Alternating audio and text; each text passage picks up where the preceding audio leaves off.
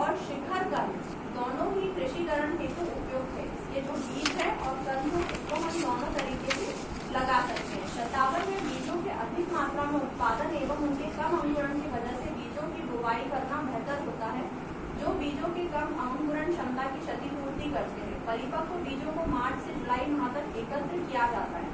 अब इसके जो बीज हैं वो कब बनते हैं? मार्च से जुलाई तक। तो वो जो पके हुए बीज हैं उनको हम अगले जो अपना रोपा तैयार करने के लिए या पौधे लगाने के लिए उनका इस्तेमाल हम कर सकते हैं।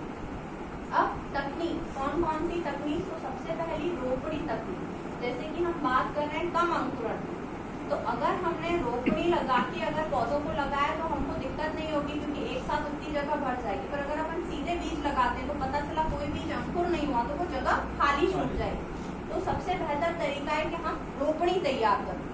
तो शतावर की व्यावसायिक खेती करने के लिए सर्वप्रथम इसके बीजों से इसकी पौधशाला अथवा नर्सरी तैयार की जाती है।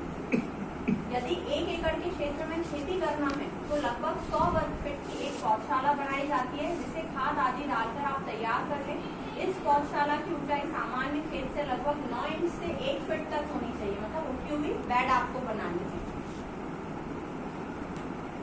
मई के मध्य में इस पौधशाला में शतावर के 5 किलोग्राम बीज 1 एकड़ हेतु छिड़क दिए जाने चाहिए। बीज छिड़कने के उपरांत इन पर गोबर मिश्रित मिट्टी को हल्की परत चढ़ा दी जाती है ताकि बीज ढक जाए। तदुपरांत पौधशाला के फव्वारे अथवा स्प्रिंकलर से हल्की सिंचाई कर दें। प्रायः 10 से 15 दिनों में इन बीजों में अंकुरण प्रारंभ हो जाता है, मतलब 10 से 15 दिन में आपके जो बीज है वो जर्मिनेट होना शुरू हो जाएंगे और इसकी जो अंकुरण क्षमता है वो 40% तक रहती है। जब ये पौधे लगभग 40 से 45 दिनों के हो जाएं तो इनको मुख्य खेत में अपन ट्रांसप्लांटिंग कर देते हैं। और इसके अलावा अगर अपन चाहें तो पॉलिथीन बैग में भी तैयार कर सकते हैं, पर वो बहुत मेहनत का काम हो जाएगा। तो इससे अच्छा कि हम क्यारियों में उनको लगा दें और फिर हमारी जो रोपड़ी है वो तैयार होगी और जब वो 45 दिन के हों हमारे पौधे, उनको हम मेन खेत में लगा सकते हैं। खेत की तैयारी, शतावर की खेती 24 माह से 40 माह की फसल के रूप में की जाती है। अब ये 40 माह क्यों? बहुवर्षीय पौधा है, अगर हमको उत्पादन अच्छा चाहिए या जड़ों का विकास अच्छा चाहिए तो उसको हम लेट तक लगा रहने देंगे तो जो हमारे कंद हैं वो अच्छे विकसित हो जाएंगे। इसलिए यह आवश्यक होता है कि प्रारंभ में खेत की अच्छी प्रकार से तैयारी की जाए। इसके लिए माह मई जून में खेत की गहरी जुताई करके उसमें 2 टन केचुआ खाद अथवा 4 टन कंपोस्ट खाद के साथ साथ 15 किलोग्राम बायोनीम जैविक खाद प्रति एकड़ की दर से खेत में मिला दी जाए।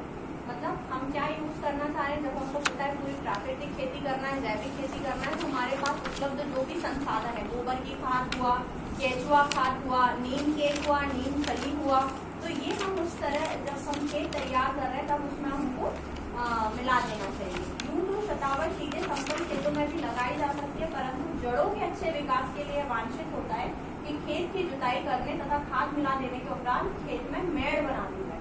अब आपको पता ही है कि जितनी कंद वाली फसलें अगर उनको अपन समतल लगाएंगे तो जड़ों का विकास कम होगा। अगर हम उनको ऊंची उठी हुई रेस्ड बेड पे या मेड़ बना के लगाएंगे तो वही विकास जो है आपका जड़ों का बहुत अच्छा हो सकता है।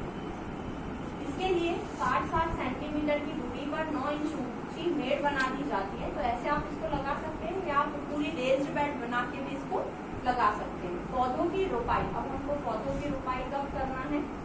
जब नर्सरी में पौधे 40 से 45 दिन के हो जाए और वो 4 से 5 इंच की ऊंचाई प्राप्त कर लें तो इनको मेड़ों पर 60 से 60 सेंटीमीटर की दूरी पर 4-5 इंच गहरे गड्ढे खोदकर रोपित कर दिया जाता है। मतलब आपको जो दूरी रखनी है वो रखनी है 60 बाय 60 सेंटीमीटर, मतलब 2 फीट तक।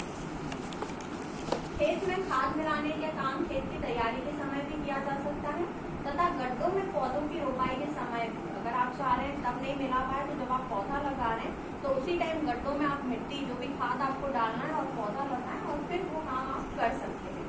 पहले वर्ष के उपरांत आगामी वर्षों में भी प्रति माह जून जुलाई में केचुआ खाद या कंपोस्ट खाद या बायोनीमा जैविक खाद जैसे जो भी है वो प्रति एकड़ आपको डालना चाहिए। मतलब ये चीजें आपको कंटिन्यूएशन साल भर बाद या 6 महीने बाद अगर आपके पास उपलब्ध मात्रा में है तो आप उसमें जैविक खाद अपने खेतों में डाल सकते हैं। शतावर एक लता है, अतः इसके सही विकास के लिए आवश्यक है कि इसके लिए उपयुक्त आरोहण की व्यवस्था की जाए। इस कार्य हेतु मचान जैसी व्यवस्था भी की जा सकती है, परंतु यह ज्यादा उपयुक्त रहता है कि यदि प्रत्येक पौधे के पास लकड़ी के सूखे डंठल अथवा बांस के डंडे गड़ा दिए जाए लगाएं तो ताकि शतावर की लताएं उन पर चढ़कर सही विस्तार प्राप्त हो। नीचे नीचे फैलेगी तो पत्तियां भी अच्छे से विकास नहीं कर पाएंगे और शतावर का पौधा अच्छे तरीके से बढ़ नहीं पाएगा। इसलिए हम हर जो शतावर का रोपा लगाएंगे उसके पास में एक लकड़ी या पुराना बांस है जो भी सहारा देने के लिए हम उसके पास चढ़ा दें ताकि वो लता उस पर चढ़ के अपना पूरा अच्छे से विकास कर पाए। खरपतवार नियंत्रण तथा निराई गुड़ाई की व्यवस्था। शतावर के पौधों को खरपतवार से मुक्त रखना आवश्यक होता है।